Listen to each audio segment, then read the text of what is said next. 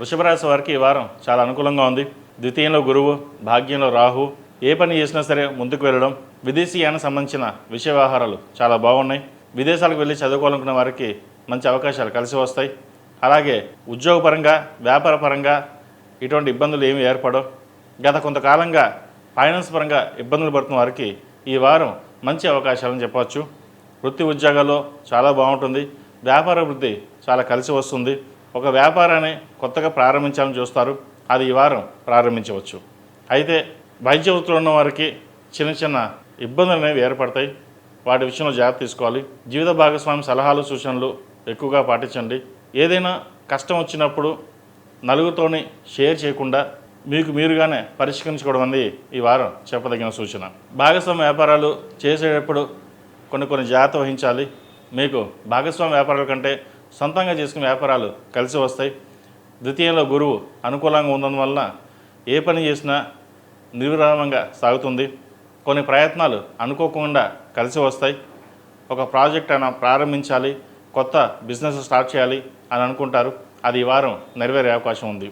విద్యార్థులకు ఈ వారం అనుకూలంగా ఉంది.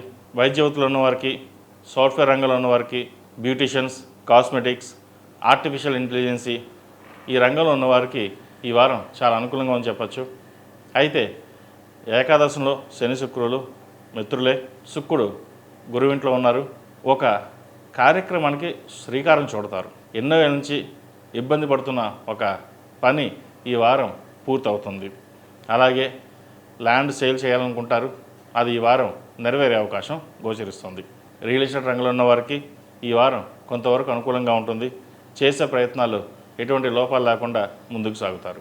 విదేశాలకు వెళ్ళి చదువుకోవాలనుకున్న వారికి, విదేశాల్లో ఉండి ఉద్యోగం చేస్తున్న వారికి కొంత మానసిక ఇబ్బంది అనేది ఏర్పడుతుంది. అయితే అవి తాత్కాలికమే.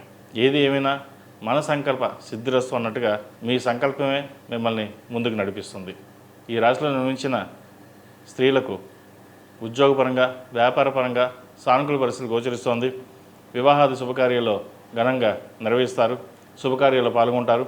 బంధుమిత్రులతో కలిసి ఆనందంగా జీవితాన్ని గడుపుతారు. భాగస్వామి యొక్క ఆరోగ్యం పట్ల కొంత జాగ్రత్తలు తీసుకోవాలి. ఈ రాశిలో నిర్మించిన వారికి కలిసి వచ్చే సంఖ్య 3, కలిసి వచ్చే రంగు తెలుపు. ఏదైనా పని మీద బయటకు వెళ్ళేప్పుడు సోమవారం కానీ మంగళవారం అడిగిన వెళ్ళండి, మంచి ఫలితాలు సంప్రాప్తిస్తాయి. ఈ రాశివారు ప్రతిరోజు ప్రతినిత్యం ఆరవల కుంకుమతో అమ్మవారిని పూజించడం, నాగసింధూరం ధరించడం చెప్పదగిన సూచన.